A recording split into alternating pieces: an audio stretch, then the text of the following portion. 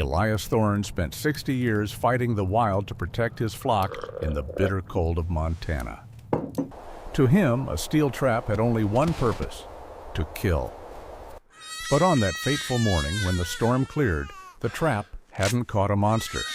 It had caught a mother.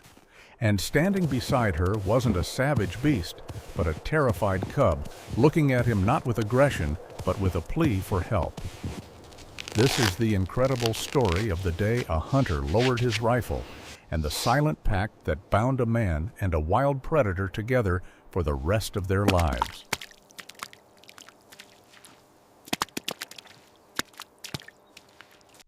The wind did not howl through the Bitterroot Mountains that night. It screamed. It was a sound that tore through the ponderosa pines and stripped the warmth from anything living. A warning that winter in Montana was not merely a season, but a judgment. Deep within the timberline, where the snow was already drifted hip-deep against the ancient cedars, Amber moved with the fluid silence of a ghost. She was a bobcat of prime years, her coat a thick tapestry of tawny fur and dark rosettes that usually rendered her invisible against the forest floor. But tonight, stealth was a secondary concern. Survival was the only metric that mattered. Behind her, stumbling through the powder, was Ash. He was barely 6 months old, a ball of fluff and wide-eyed confusion, his paws too small to navigate the drifts with his mother's grace. Amber paused, her tufted ears swiveling backward, straining against the roar of the gale. She didn't need to see the threat to know it was there. She could smell the musk, pungent, old, and laced with the metallic tang of aggression. Titan was hunting them. He was a tom of monstrous proportions, a rogue male who had wandered down from the high country, driven by a hunger that had turned from biological necessity into a vicious territorial conquest. He didn't just want the hunting grounds. He wanted to eliminate competition. In the brutal calculus of the wild, Ash was not a child. He was a future rival. A snap of a branch, loud as a gunshot in the frozen air, sent Amber spinning around. Titan emerged from the white curtain of snow like a nightmare taking shape. He was massive, nearly 30 pounds of muscle and scarred hide, his breath pluming in thick gray clouds. He didn't hesitate. With a guttural snarl that vibrated in Amber's chest, he launched himself at the cub. Amber intercepted him in midair. The collision was a blur of fur and claws. They tumbled into a snowbank, a screaming knot of fury.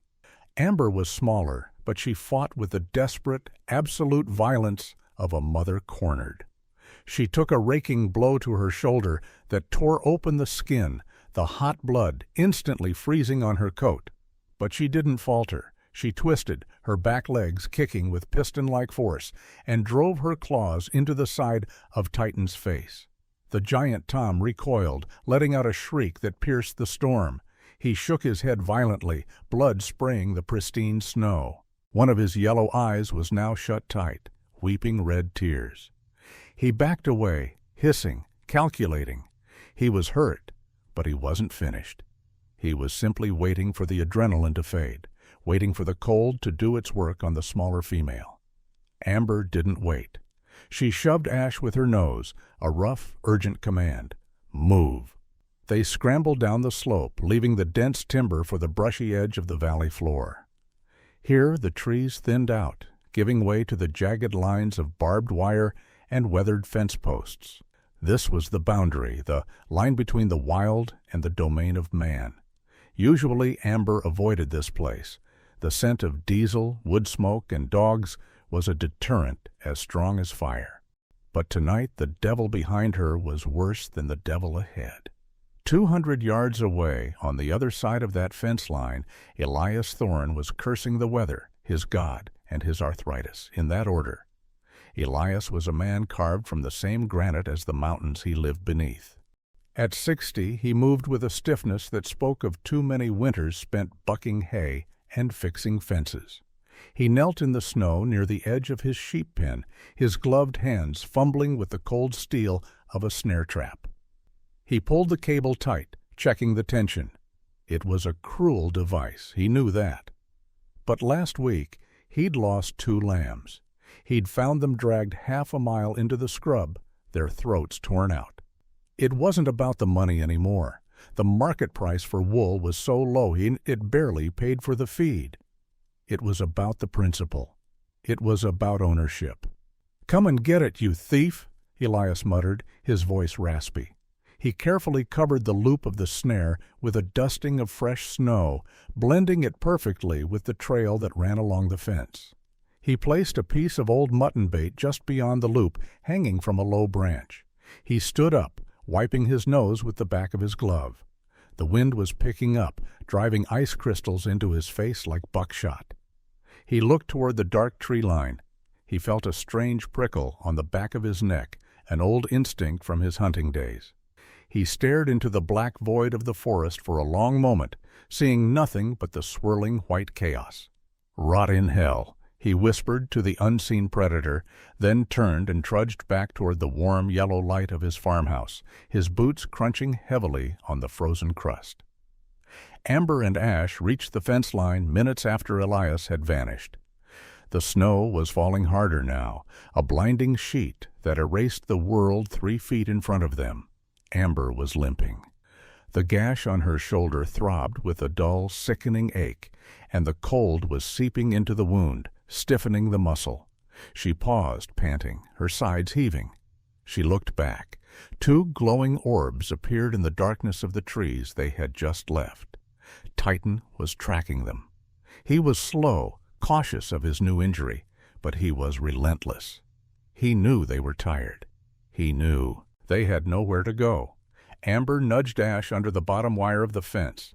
The cub squeezed through, his belly brushing the snow. Amber followed, her belly low to the ground. She needed to find cover.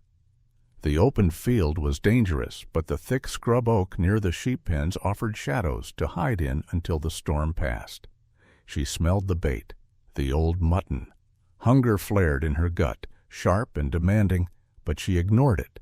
It smelled too easy. It smelled like man. But panic makes fools of the wise. As she ushered Ash forward, trying to put distance between her cub and the trees where Titan watched, she heard the crunch of snow behind her.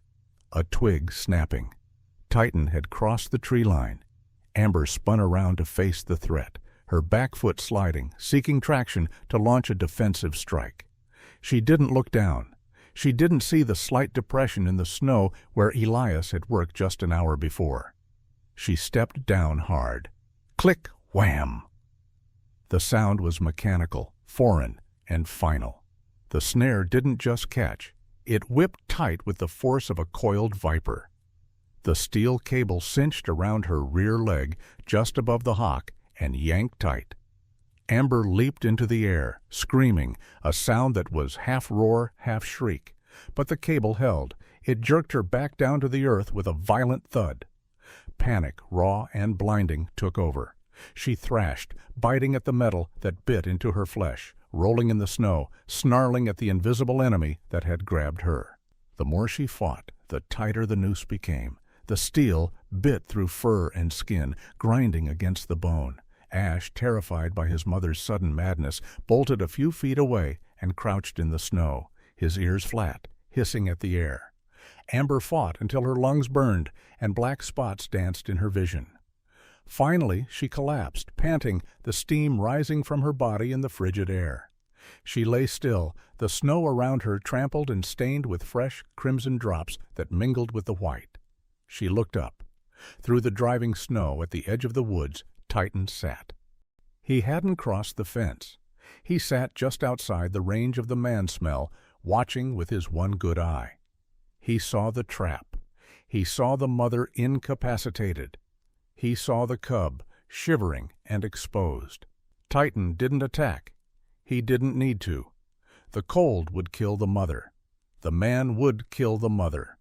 And when the sun rose and the cub was left alone, wandering and defenseless, the prize would be his.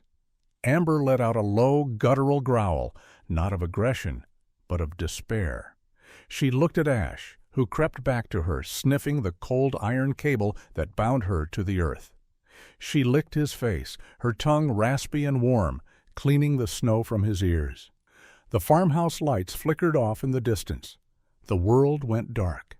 The trap was set, the lock was turned, and the key was thrown into the drifts. They were alone. The storm broke just before dawn. The screaming wind died down to a sullen whimper, leaving the valley buried under a foot of fresh, blinding white powder. The silence that followed was heavy, amplified by the biting cold that snapped tree limbs like dry kindling in the distance. Amber was still alive, but barely. The night had been an eternity of shivering agony. The steel cable had cut off circulation to her lower leg, transforming the sharp, hot pain into a dull, terrifying numbness. Frost clung to her whiskers and coated her tawny fur, making her look less like a living creature and more like a statue carved from the frozen earth. She lifted her head weakly. 20 yards away, at the edge of the spruce thicket, the snow was disturbed. Titan was gone, or so it seemed. But Amber knew better. He was patient. He was waiting for the inevitable. Beside her, Ash was a small, trembling lump of misery. He nudged her flank, letting out a high-pitched mewl. He was hungry, and the cold was seeping through his thin kitten fur. Amber rumbled deep in her chest, a low, vibrating purr that was not of contentment, but of reassurance. She licked the top of his head, the roughness of her tongue snagging on the ice crystals. Then she nudged him hard with her nose. She pushed him away from her, away from the trap, away from the woods. Go. Ash stumbled back, confused. He tried to return to the warmth of her belly, but she snapped at him, a sharp, open-mouthed hiss that she had never directed at him before. The rejection stung him more than the cold. He backed away, wide eyes fixed on his mother. She laid her head back down in the snow, her golden eyes dulling, signaling that she could no longer protect him. Ash turned. He couldn't go back into the trees. The monster with the one eye lived there.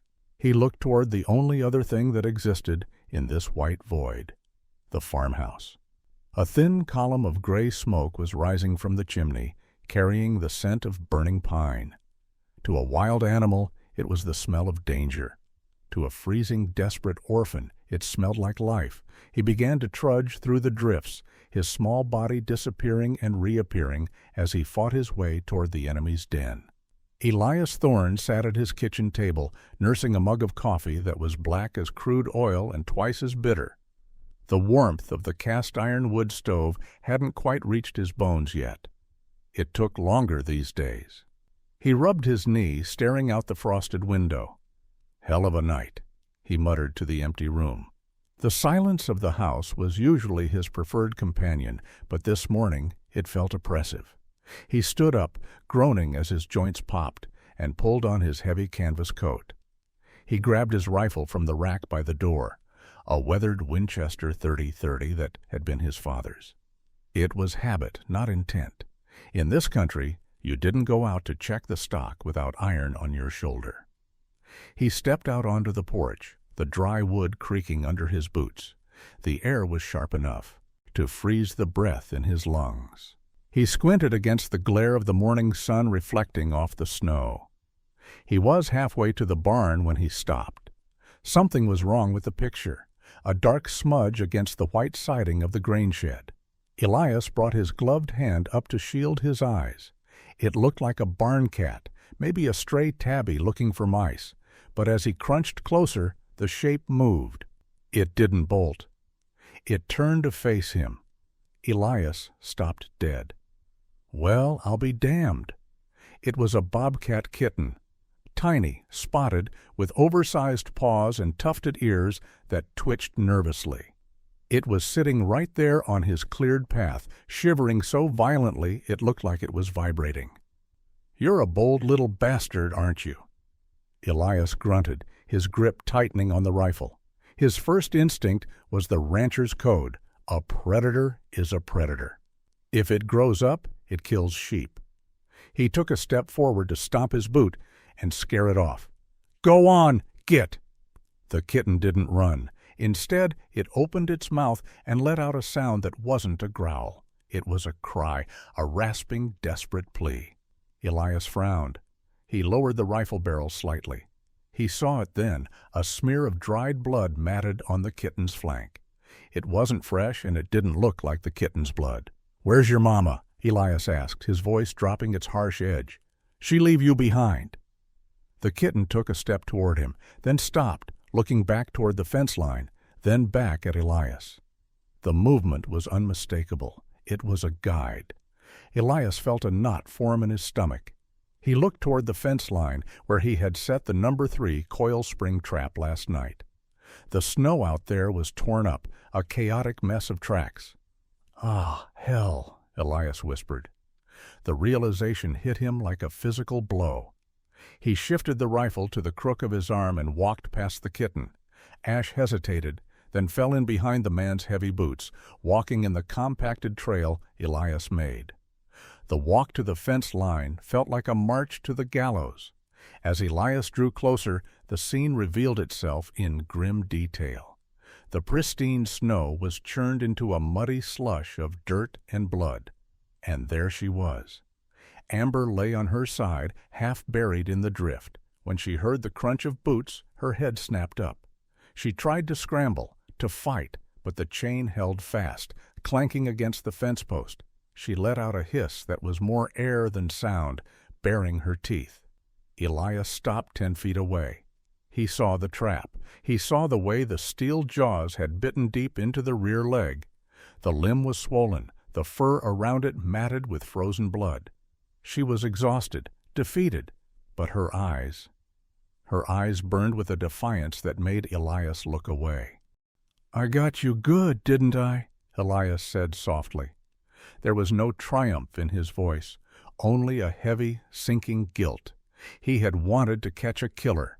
Instead, looking at the small cub peeking out from behind his boots, he realized he had just tortured a mother. He sighed, his breath pluming. "All right, I'll make it quick. It's the only mercy left." He raised the Winchester, thumbing back the hammer. The click was loud in the stillness. He lined up the iron sights between Amber's ears. It was the humane thing to do. End the suffering. Save the lambs. Amber stopped hissing. She didn't look at the gun. She looked past Elias, at Ash. She blinked slowly, a final goodbye. Elias's finger tightened on the trigger. Crunch. The sound didn't come from the gun. It came from the tree line to the left. Elias spun around, the rifle swinging with him. Titan exploded from the brush. The massive male had been watching, waiting for the man to finish the job so he could scavenge the remains. But the scent of the cub, now so close and exposed, was too tempting. He ignored the man and lunged straight for Ash, who was cowering near Elias's leg. "Hey!" Elias shouted, shocked by the sheer size of the beast. Titan was a blur of muscle and aggression, closing the distance in 2 bounds. He wasn't afraid of the man. He was driven by a primal madness.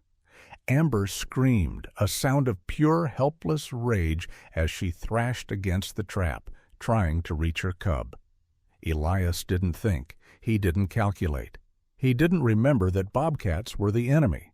He just saw a bully coming for a child. He dropped his aim from the mother to the charging male and pulled the trigger. Boom! The gunshot shattered the morning silence, echoing off the canyon walls like thunder. The bullet didn't hit Titan. Elias had jerked the barrel up at the last second, but it plowed into the snow inches from the male's face, spraying him with ice and dirt. The concussive blast was enough.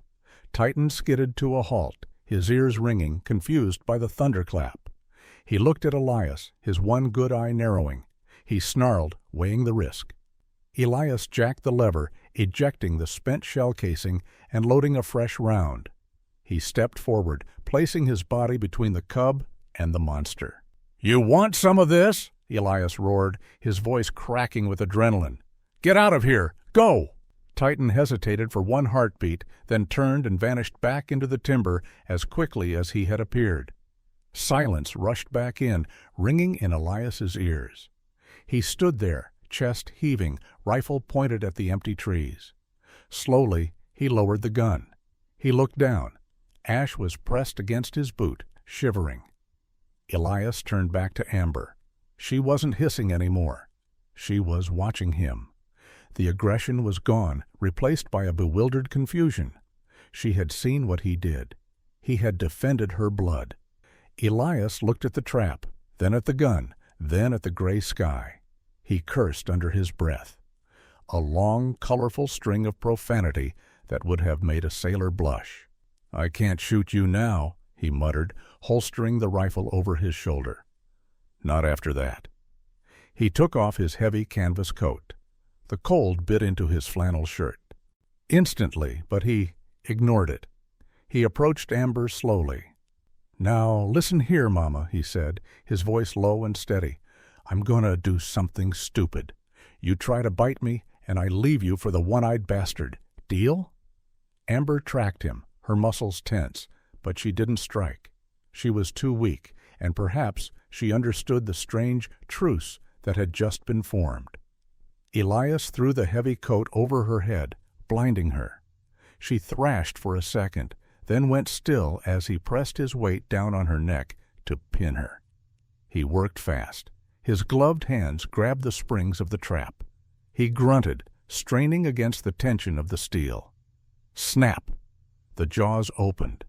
Amber's leg fell free. It was a mess. Deep lacerations, swollen, useless. She wouldn't last a day in the wild. Titan would track her down before sundown. Elias looked at the open woods, then at his barn. He looked at the cub, then at the wounded mother wrapped in his coat. "I must be out of my damn mind," he whispered. He didn't let her go. Instead, he scooped the bundled animal up into his arms. She was lighter than he expected, just bone and fur and heat. "Come on, little bit," he called to the cub. Elias Thorne, the sheep farmer who had sworn to kill every predator in the valley, began the long walk back to his barn, carrying the enemy in his arms, with her cub trotting at his heels. The trap lay empty in the snow, a steel jaw with nothing to bite but the cold wind. The interior of the barn smelled of old hay, diesel fuel, and the sharp chemical sting of iodine. It was a fortress of solitude that Elias had built over 40 years, but for the last 3 days it had become a prison ward. Amber lay in a horse stall that Elias had lined with his best blankets. The heavy canvas coat he had wrapped her in on the first day now served as her bedding. Her leg, the one the trap had mauled, was a mess of angry red inflammation and black stitches. Elias had done the best he could with a suture kit from his calving supplies and a bottle of whiskey. Half for the wound, half for his own shaking hands. She was burning up. He could feel the heat radiating off her flank when he knelt to change the dressing. "Easy now, girl," Elias murmured, his voice a low rumble that seemed to settle the dust motes dancing in the shaft of afternoon light. "I know it stings. I know." Amber didn't hiss anymore. The fight had drained out of her, replaced by a lethargy that scared Elias more than her teeth ever had. She lay flat, her breathing shallow and rapid. Every time Elias touched the wound, a tremor rippled through her tawny coat, but she didn't pull away.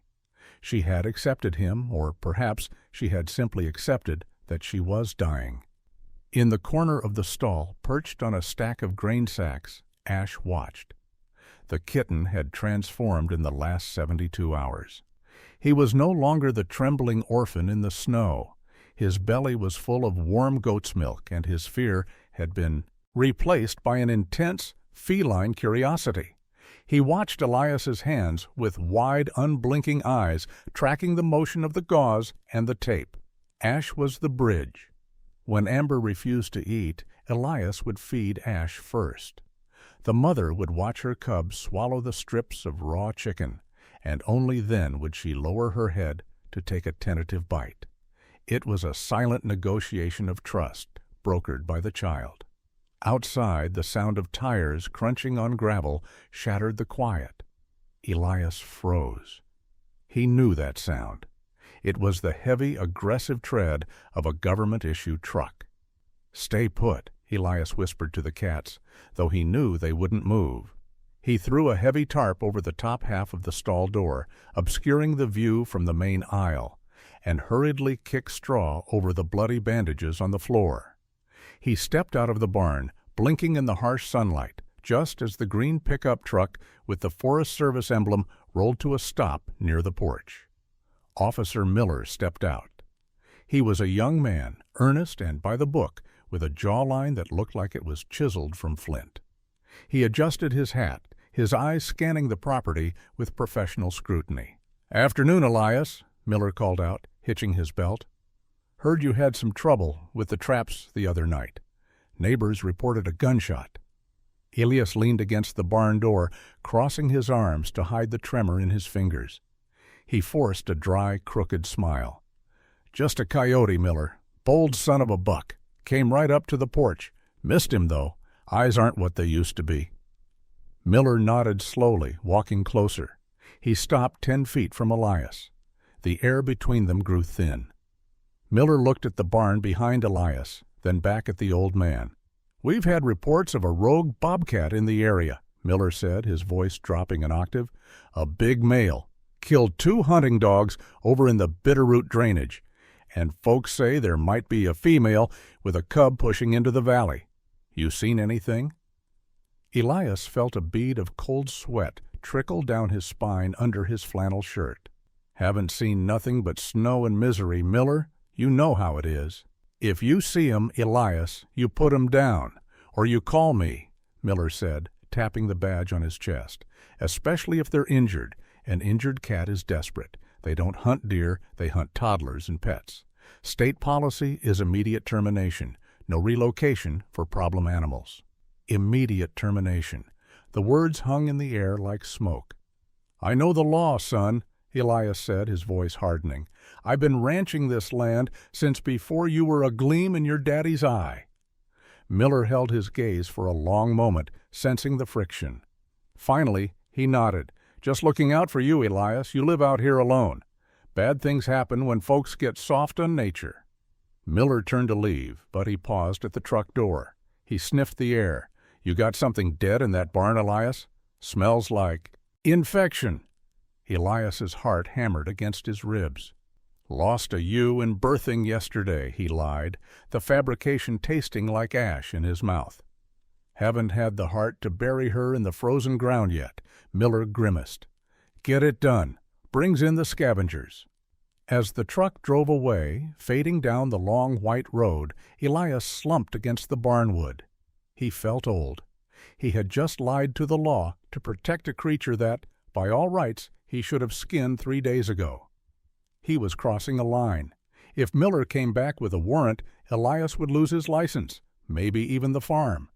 But when he went back inside and Ash trotted up to headbutt his boot, purring like a small diesel engine, Elias knew he was already past the point of no return. Night fell like a hammer. The temperature plummeted, and the wind picked up again, rattling the tin roof of the barn. Elias didn't go back to the house. He couldn't. The fever was winning. Amber was breathing in ragged hitches, her eyes glazed over. He had forced antibiotics into her, pills crushed in wet food, but the infection from the rusty trap was deep. He set up a cot in the tack room, keeping a vigil. He had a lantern turned low, casting long, dancing shadows against the wooden beams. Around midnight, the sheep in the adjacent pen began to stir.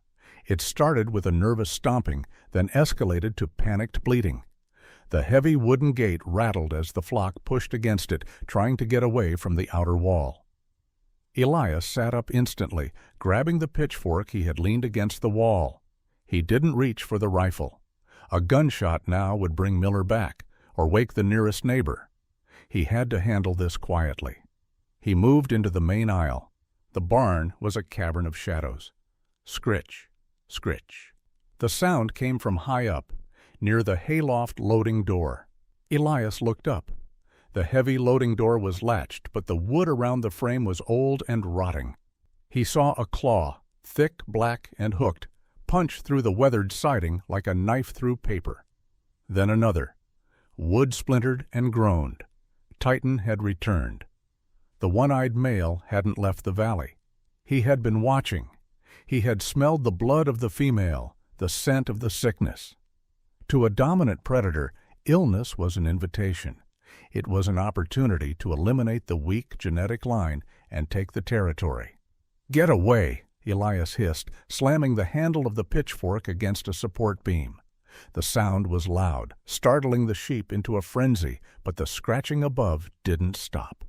Suddenly, the small ventilation window near the roof, about 12 feet up, shattered inward. Glass rained down onto the hay-strewn floor. A dark, massive shape squeezed through the opening.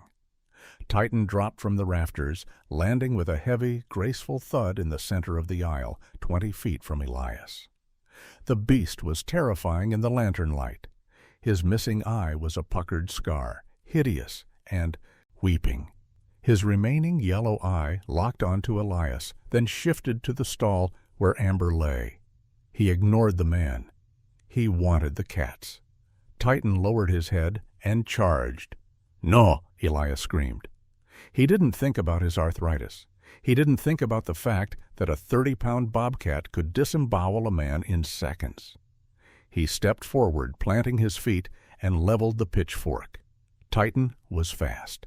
He feinted left, then sprang right, trying to bypass the human guard.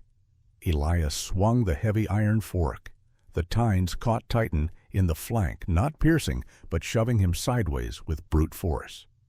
The giant cat tumbled, hissed, and righted himself instantly. He shrieked, a demonic sound that made the hair on Elias's arm stand straight up. Titan lunged again, this time at Elias. Elias brought the handle up to block. Titan's claws raked across the wood, shredding splinters. The weight of the animal knocked Elias backward. He stumbled over a grain bucket and fell hard onto his back. Titan was on him. The cat snarled, snapping at Elias's face. Elias threw his left arm up to protect his throat. Claws tore through his flannel shirt and bit into his forearm. The pain was white-hot. "Get off!" Elias roared, punching the cat in the ribs with his free hand. Suddenly, a blur of motion shot from the stall. It wasn't Amber. She couldn't move. It was Ash.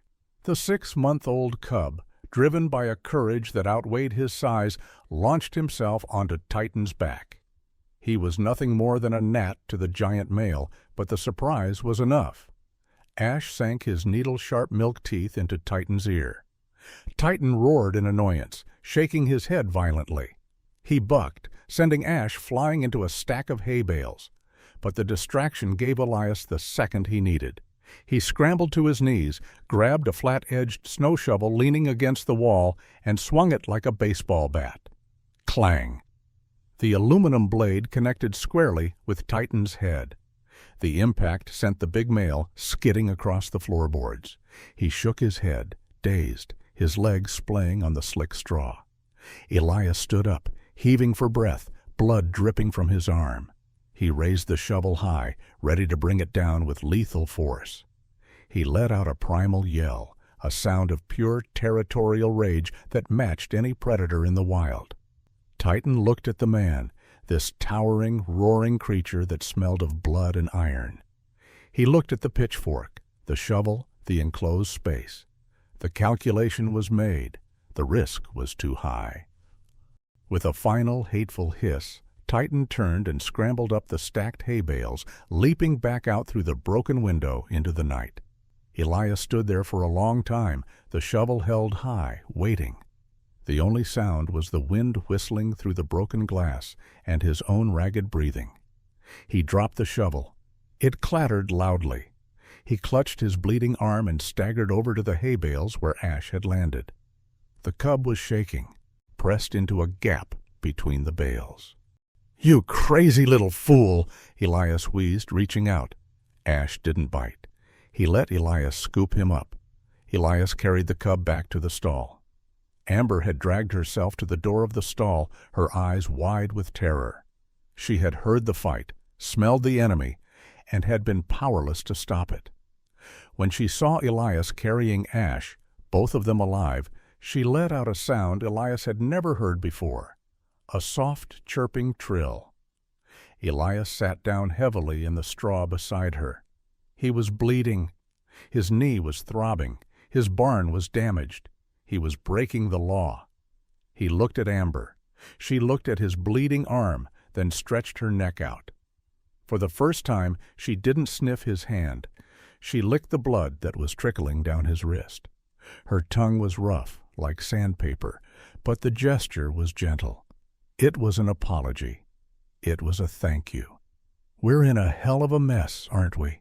Elias whispered, leaning his head back against the wooden slats. The fever was still burning in her.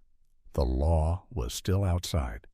The monster was still in the woods, but in that blood-stained stall, under the dim lantern light, the born-between species had dissolved completely. They were just 3 survivors, huddled together against the dark. Spring in the Bitterroot does not arrive with a whisper. It arrives with the violence of a river breaking its banks. The Chinook winds swept down from the peaks in late March, turning the drifts into rushing torrents of slush and mud. The valley floor, white and silent for so long, erupted into a chaotic tapestry of green shoots and brown earth. Inside the barn, the air had changed too. It no longer smelled of sickness. It smelled of restlessness. Amber's limp was permanent, a hitch in her gait that favored the scarred left hind leg, but the muscle had rebuilt itself. She was no longer the emaciated creature Elias had carried in from the storm. She was sleek, powerful, and prowling the length of the stall with a frantic energy. She chattered at the swallows nesting in the rafters, her tail twitching. The wild was calling, and the call was louder than gratitude. Elias watched her from the milking stool, whittling a piece of cedar just to keep his hands busy.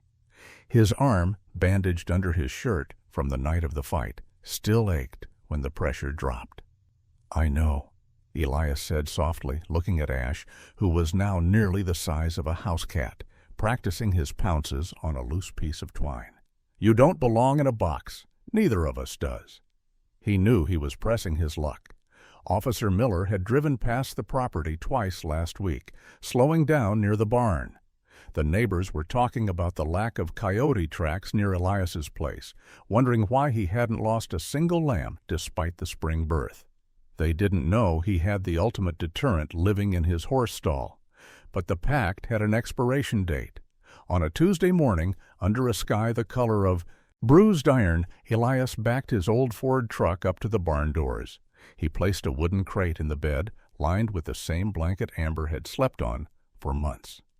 So, it took an hour of coaxing, using raw venison as a bribe, to get them into the crate. Amber hesitated at the tailgate, looking at Elias with those unblinking golden eyes before leaping up. Ash followed instantly. Elias drove north. He headed for the high timber, past the logging roads, past the grazing leases, deep into the national forest, where the air was thin and the human scent was non-existent. This was far beyond Titan's usual range. It was a fresh start. The truck bounced over washboards and ruts, finally coming to a halt in a small clearing bordered by aspen and Douglas fir. A creek murmured nearby, swollen with snowmelt. Elias killed the engine. The silence of the high country rushed in to fill the cab. He sat there for a moment, gripping the steering wheel. Saying goodbye to a dog was hard.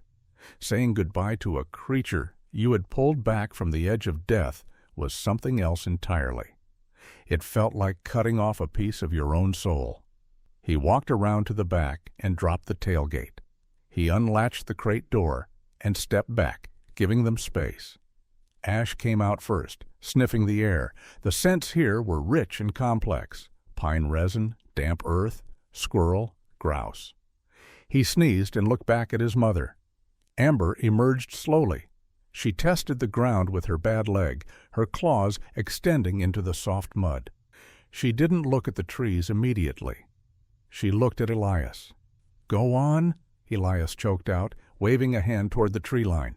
"Get out of here, before I change my mind." Amber turned.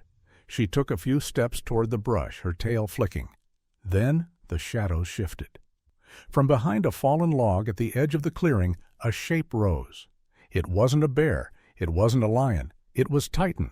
The one-eyed male had not stayed in the valley. Driven by a vendetta that transcended instinct, he had tracked the scent of the truck, or perhaps he had simply known, with the uncanny intuition of an apex predator where the territory ended and the wild began. He was thinner now, his coat patchy from the winter, but his remaining eye burned with a manic intensity. He stepped between the woods and the family. He didn't roar. He just stood there, a gatekeeper of death, blocking their path to freedom. Elias reached for the rifle in the truck cab, but he stopped. His hand hovered over the door handle. Amber didn't retreat this time. Months ago, in the deep snow, she had been a victim, starving, trapped, crippled. But the winter in the barn had changed her. She had been fed, she had healed, and she had learned that the monsters in the dark could bleed. She let out a scream, a terrifying, high-pitched war cry that echoed off the canyon walls. She didn't wait for Titan to attack. She charged. Titan, expecting the fearful retreat of prey, was caught off guard. Amber hit. Him low, her shoulder slamming into his chest. It wasn't a graceful fight. It was a brawl. They rolled in the mud, a blur of teeth and claws. Ash, no longer a helpless kitten, circled the fray, hissing and swiping at Titan's flanks, distracting the giant male. Titan roared, throwing Amber off. He reared up, ready to bring his weight down on her injured leg.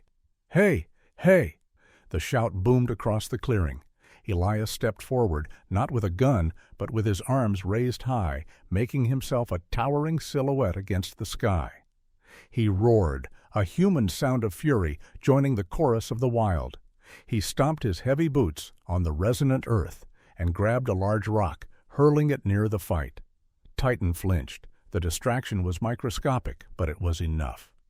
Amber lunged, her jaws clamping onto Titan's neck, right where the fur was thin. She bit down with everything she had. Titan shrieked. He thrashed, but she held on like a vice. Realizing he was fighting a united front, the mother, the cub, and the man, his resolve broke.